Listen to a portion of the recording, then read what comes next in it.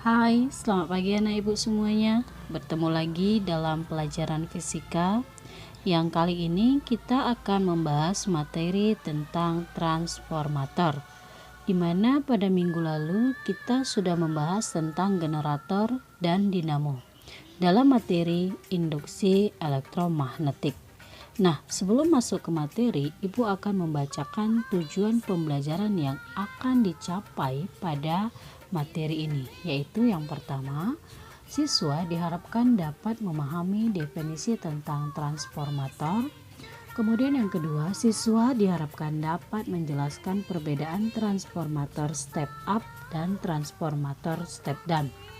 Kemudian yang ketiga, siswa dapat menganalisis besarnya kuat arus, jumlah lilitan kawat, dan tegangan pada transformator primer dan transformator sekunder. Kemudian yang terakhir, siswa diharapkan dapat menghitung besarnya efisiensi pada transformator. Nah, transformator merupakan alat yang digunakan untuk mengubah nilai tegangan arus listrik bolak-balik atau alternating current. Berbeda dengan dua alat sebelumnya, pada induksi elektromagnetik terjadi ketika mengubah energi kinetik menjadi energi listrik.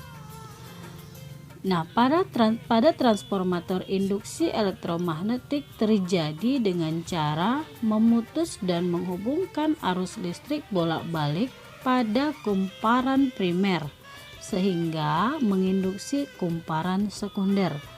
Nah, skema dari transformator bisa kita lihat pada gambar berikut, di mana pada gambar menunjukkan bagian-bagian transformator yang terdiri atas kumparan primer di sebelah kiri atau sering juga disebut dengan input atau masukan, yang dihubungkan ke sumber arus bolak-balik, dan kumparan sekunder di sebelah kanan yang disebut juga output atau keluaran, yang dihubungkan ke peralatan elektronika.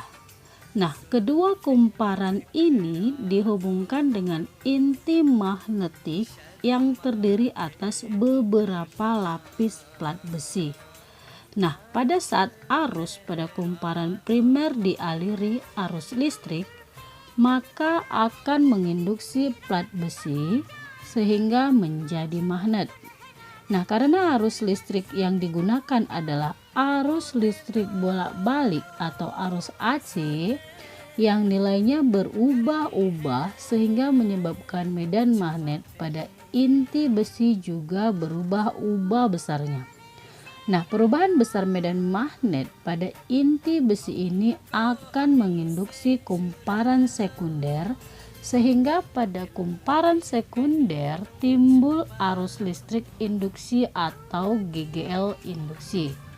Nah, pada kumparan sekunder yang besarnya GGL induksi dipengaruhi oleh perbandingan antara jumlah lilitan pada kumparan primer dan jumlah lilitan pada kumparan sekunder. Nah, seperti bisa kamu lihat pada gambar, berdasarkan perbandingan antara jumlah lilitan primer dan lilitan sekunder, maka transformator dapat dibedakan menjadi dua jenis, yaitu transformator step up dan transformator step down, seperti pada gambar di sini bisa kalian lihat ya, nah Ibu ya. Nah, kalau kita perhatikan gambar di sini, pada gambar terlihat perbedaan antara transformator step down. Kalau kita perhatikan step down ini gambar yang A, kemudian transformator step up pada gambar yang B, yaitu terletak pada jumlah lilitannya. Jadi kalau kita lihat gambar kedua transformator berikut, jelas terlihat bahwa transformator step down memiliki jumlah lilitan kumparan primer yang lebih banyak daripada jumlah lilitan pada kumparan sekundernya. Nah, sehingga kalau kita perhatikan jumlah lilitan ini menyebabkan tegangan-tegangan primer lebih besar daripada tegangan-tegangan sekundernya. Tetapi pada transformator step down memiliki jumlah lilitan pada kumparan primer lebih sedikit daripada jumlah lilitan pada kumparan sekundernya. Nah, sehingga menyebabkan tegangan primernya lebih kecil daripada tegangan sekundernya. Nah, di sini untuk lebih jelas kamu memahaminya, di sini Ibu tampilkan perbedaan antara transformator step up dan transformator step down. Jadi kamu perhatikan pada tabel berikut ya Nak Ibu ya. Nah, perbandingan antara jumlah lilitan, tegangan dan kuat arus pada transformator dapat kita tulis secara matematis sebagai berikut. NP per NS sama dengan PP per PS sama dengan IS per IP, di mana NP itu adalah jumlah lilitan primer, NS jumlah lilitan sekunder, kemudian PP tegangan primer satuannya volt, sedangkan PS dia tegangan sekunder satuannya juga sama volt. Kemudian IP kuat arus primer satuannya ampere, sedangkan IS dia kuat arus sekunder satuannya juga ampere. Nah, di sini sedikit yang perlu kamu ketahui bahwa kalau kita perhatikan persamaan pada transformator berikut, hanya bagian kuat arus, kalau kita perhatikan persamaannya yang paling kanan itu kuat arus I yang indeksnya dibalik.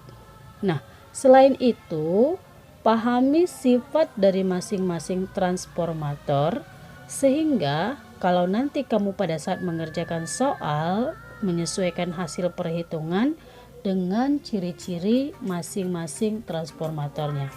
Itu yang perlu kamu pahami ya Nak Ibu ya. Nah, kemudian kita lanjut sedikit tentang efisiensi transformator. Nah, efisiensi transformator merupakan perbandingan antara daya sekunder atau output dengan daya primer atau inputnya.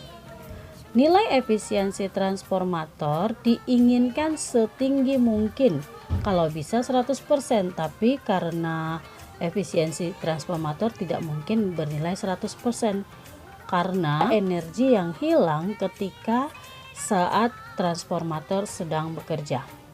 Namun akan tetapi kalau kita efisiensi tidak pernah mencapai 100% karena selalu ada kebocoran energi berupa energi panas.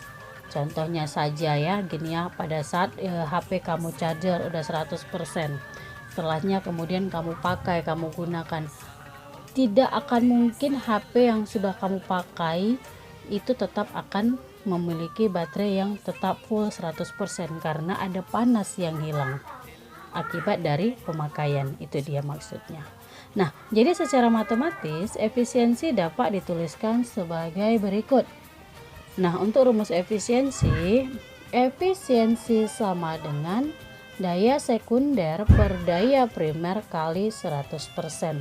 Nah, untuk daya kita bisa substitusi persamaan daya dengan P sama dengan P kali I, maka PS per PP kali 100% sama dengan PS kali IS per PP kali IP kali 100%. Itu dia untuk persamaan efisiensi, di mana PS itu daya sekunder satuannya watt, sedangkan PP itu daya primer satuannya juga watt ya anak ibu ya. Nah, kemudian untuk analisis soal latihannya, contoh soalnya akan kita lanjutkan pada pertemuan kita berikutnya. Baiklah anak ibu, demikian saja materi kita pada pagi ini. Tetap dipahami, tetap dipelajari supaya kamu bisa lebih mengerti. Tetap pertahankan kesehatan. Terima kasih dan sampai jumpa.